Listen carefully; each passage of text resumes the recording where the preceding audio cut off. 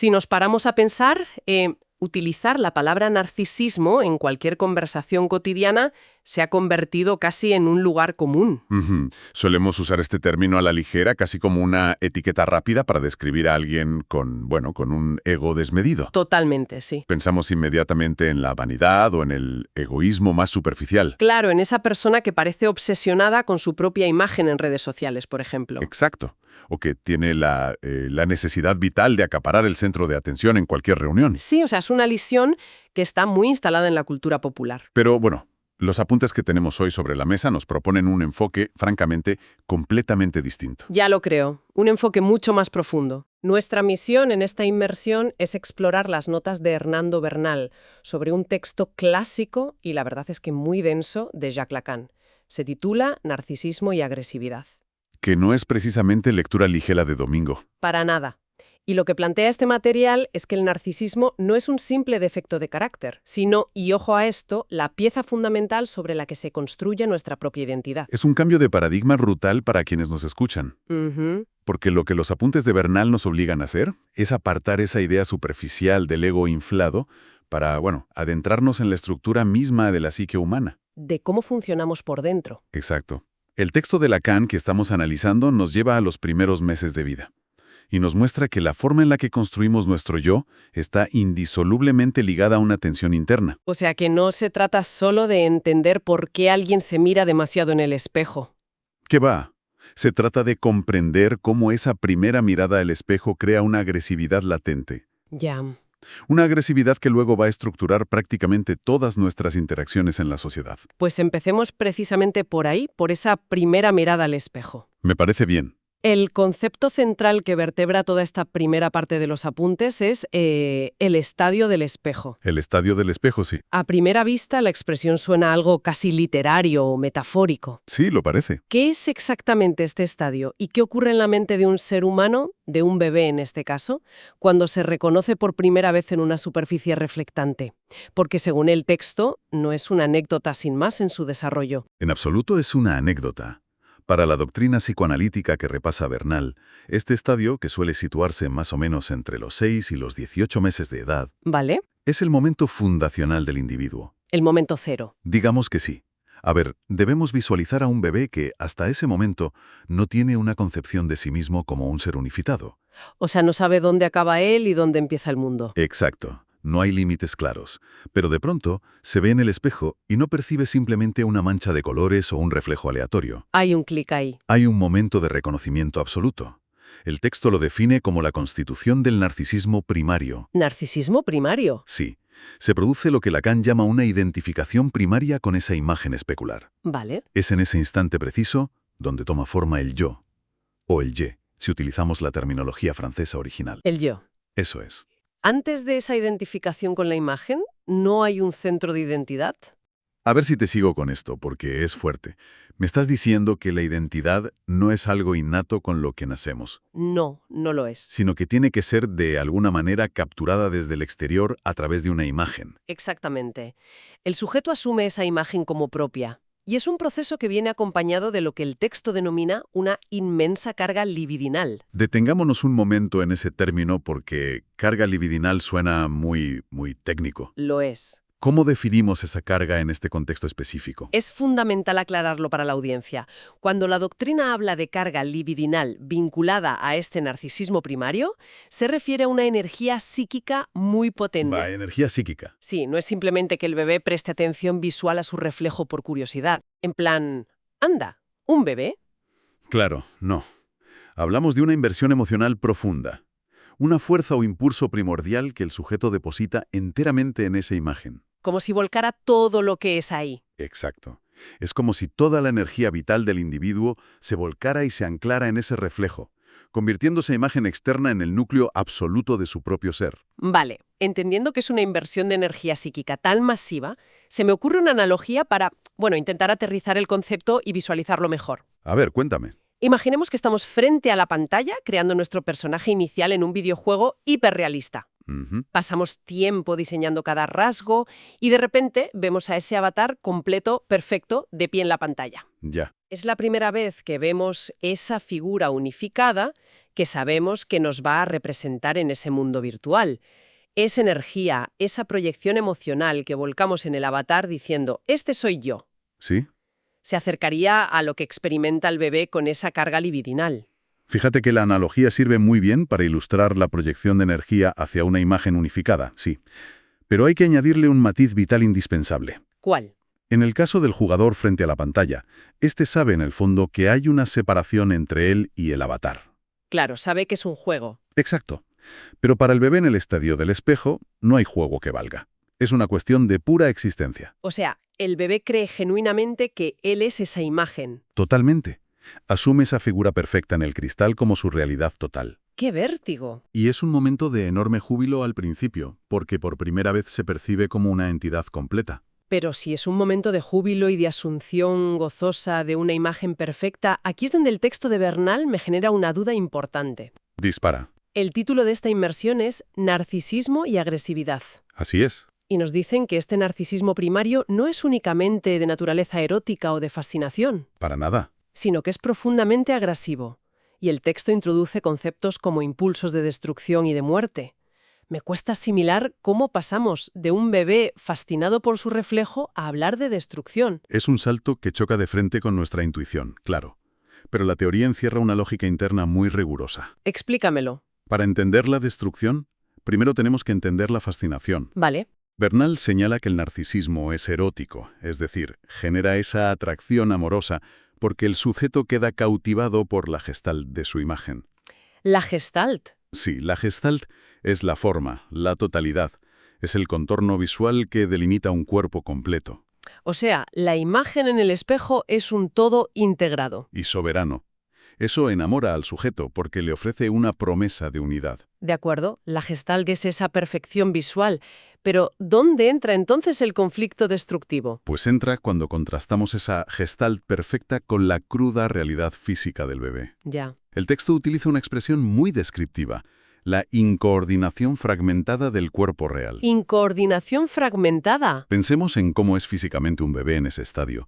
No tiene dominio sobre sus extremidades. Claro, no puede sostenerse en pie con seguridad. Sus movimientos son espasmódicos. Se cae, depende absolutamente de otros para sobrevivir. Su experiencia interna es de caos total. Exacto. Su experiencia es la de un cuerpo fragmentado, donde un brazo parece moverse por su cuenta y las piernas no responden a su voluntad. Claro, el contraste es brutal. Por un lado, la experiencia interna es la de ser un caos de partes descoordinadas. Ujú. Y por otro lado, el espejo le devuelve una estampa de alguien sólido, perfecto y dueño de sí mismo. Y ese contraste es el motor de una tensión insoportable. Madre mía. Imagina la frustración y la amenaza que supone sentirte internamente impotente y desarticulado, mientras tu propia imagen te desafía con una estampa de control absoluto.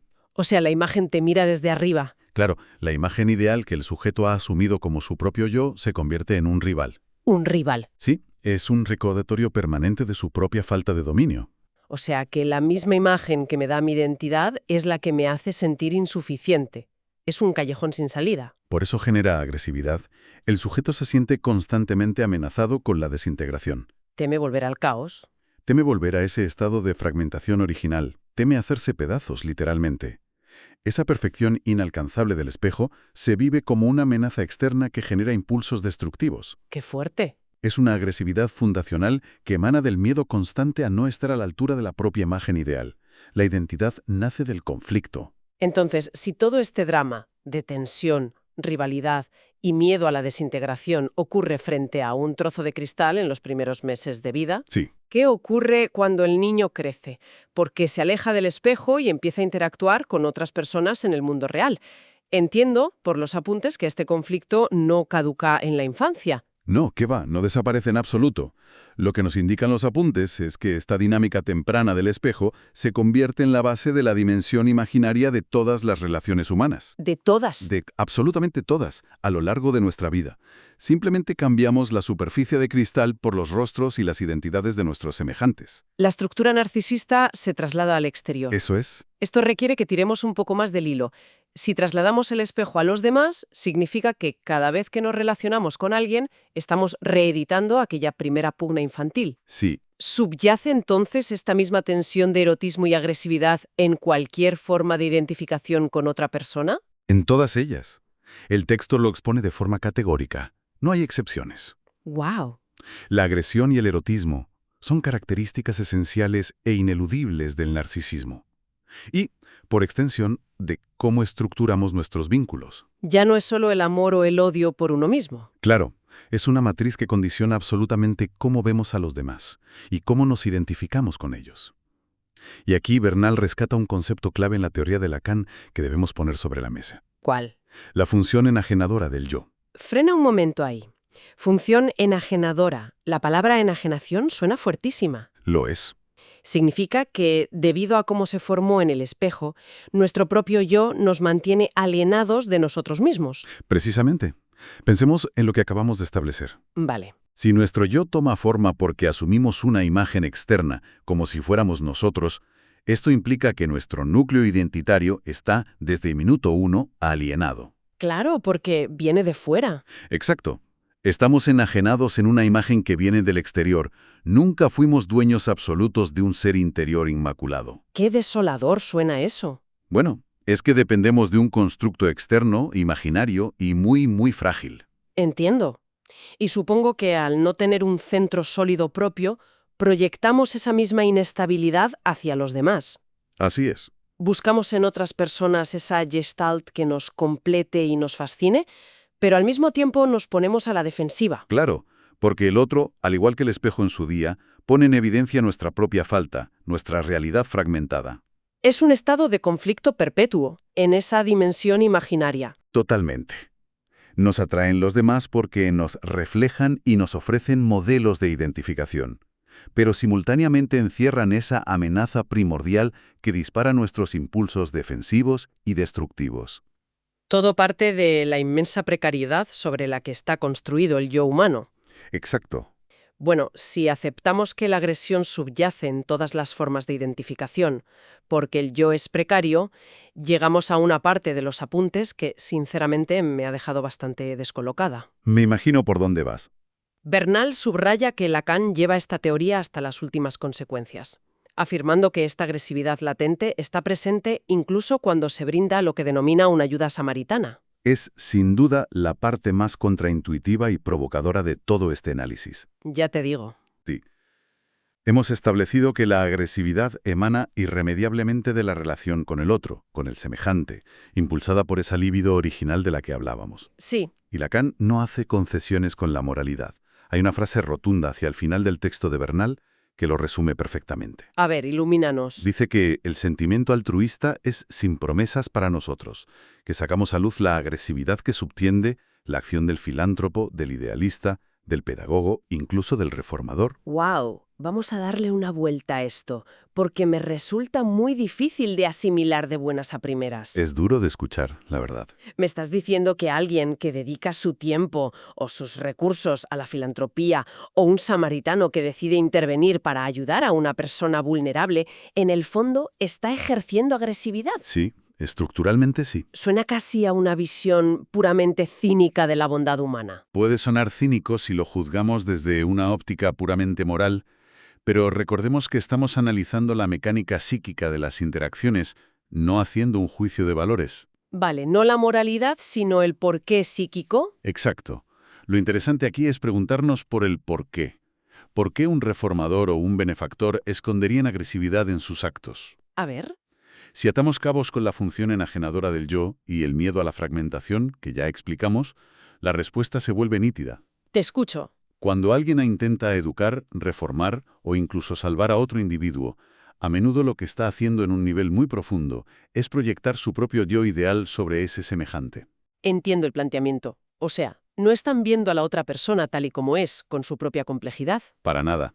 La ven como un lienzo en blanco o un problema que debe ser solucionado. Y solucionado bajo los propios términos del reformador, claro. Ya. Al pretender que el otro se amolde a un estándar de lo que el benefactor considera que es bueno, correcto o sano, se ejerce una violencia. ¿Una violencia? Sí, que aunque no sea física, es una violencia simbólica muy agresiva. El acto de reformar conlleva el intento de borrar la diferencia genuina del otro. tratar de anularle. Se intenta anular su identidad particular para sustituirla por la imagen narcisista de perfección que tiene quien ayuda. Claro. El pedagogo o el idealista, empujados por su propio miedo a la fragmentación y al desorden, exigen que el prójimo encaje en su visión totalizadora, en su propia gestalt. Creo que si lo llevamos a nuestro día a día, esto cobra muchísimo sentido y deja de sonar tan abstracto. A ver, pon un ejemplo para quienes nos escuchan. Pensemos en ese amigo o familiar en nuestro entorno que siempre tiene un consejo vital preparado. Aunque no se lo hayamos pedido. Exacto, el famoso consejo no solicitado. Esa persona que se empeña en decirnos cómo deberíamos enfocar nuestra carrera profesional o gestionar nuestras relaciones, siempre, por supuesto, por nuestro propio bien. Claro, entre comillas. Eso es. Desde su perspectiva consciente, esta persona está siendo tremendamente generosa y altruista con su tiempo y su sabiduría. Absolutamente. Sin embargo, quienes reciben esa avalancha de ayuda constante suelen sentir rechazo, se ponen a la defensiva o sienten que la actitud resulta profundamente impositiva. ¿Es un ejemplo perfecto de esta dinámica de Lacan? ¿Verdad? Sí. Ese rechazo que experimenta quien recibe el consejo no solicitado es la respuesta natural a la agresividad estructural que encierra el acto. Tiene todo el sentido. Quien da el consejo se posiciona inconscientemente en un lugar de soberanía y de completitud. Como la imagen perfecta del espejo. Exacto. Tratando la realidad fragmentada del otro como algo inaceptable que debe ser ordenado sí o sí. Ya. Al intentar arreglar al prójimo se está negando su autonomía y asimilándolo a una imagen ideal impuesta desde fuera. Entonces, el texto nos dice que el altruismo es sin promesas precisamente porque está manchado por esta necesidad narcisista. Totalmente. Las buenas intenciones acaban siendo una forma velada de control. Resulta fascinante cómo este enfoque desarticula por completo la lectura tradicional que hacemos de las acciones humanas. Es un cambio de perspectiva radical. Nos obliga a buscar la agresión no en los lugares evidentes, como un conflicto abierto, sino en la paciencia infinita del filántropo. O en el esfuerzo constante de quien quiere reconstruir el mundo a su propia imagen y semejanza. Ese es el gran valor de este marco analítico. Nos advierte que el semejante nunca es visto como un ente verdaderamente aislado en la dimensión imaginaria. Siempre hay un interés detrás. Es tratado, de forma inconsciente, como un territorio sobre el cual expandir el propio yo ideal para mantener a raya la amenaza de la desintegración. O sea, para salvarnos a nosotros mismos. Eso es. El afán por educar y reformar a la sociedad es, en su raíz estructural, un intento expansivo y agresivo del propio narcisismo del sujeto. Madre mía, si hacemos una síntesis de todo el recorrido que hemos hecho hoy por los apuntes de Bernal, queda claro que hemos transitado por terrenos muy incómodos, pero reveladores. Sin duda. Empezamos analizando a un bebé cautivado frente a un simple espejo, asumiendo una imagen que le otorgaba una identidad ilusoria. Sí. Y hemos terminado comprendiendo que ese núcleo fundacional de nuestro yo es una estructura profundamente alienada y frágil, una construcción sostenida sobre el temor constante a hacernos pedazos, que genera una tensión y una agresividad inherente. Una agresividad que nos acompaña siempre. Y lo más impactante es ver cómo esa agresividad primordial se ramifica de forma silenciosa, llegando a infiltrarse en nuestros actos de aparente mayor pureza y filantropía. Es lo que más cuesta asimilar. Conocer esto nos invita a hacer un ejercicio radical de autorreflexión la próxima vez que interactuemos con nuestro entorno, especialmente cuando estemos convencidos de que actuamos movidos única y exclusivamente por la bondad moral. Totalmente de acuerdo. Y este recorrido nos deja ante una encrucijada y una reflexión final ineludible para la audiencia. Adelante con ella. Si aceptamos la premisa de Lacan de que todo acto de acercamiento al prójimo, incluso el más altruista, contiene un núcleo estructural de agresividad que nace de nuestra propia necesidad narcisista de reafirmar una imagen ideal, Sí. cabe preguntarse si es realmente posible la empatía pura. Esa es la gran duda. ¿Existe la capacidad humana de comprender y aceptar desinteresadamente a otro individuo sin intentar amoldarlo a nuestras propias expectativas y miedos? Uf. ¿O estamos destinados por la propia naturaleza de nuestra formación a proyectar constantemente nuestros espejos internos, chocando una y otra vez contra nuestros propios reflejos en los rostros de los demás? Es una pregunta de un calado inmenso que invita a cuestionar absolutamente todo lo que creemos saber sobre nuestros propios motivos. Nos quedaremos dándole una vuelta a esa idea. Hasta la próxima inmersión.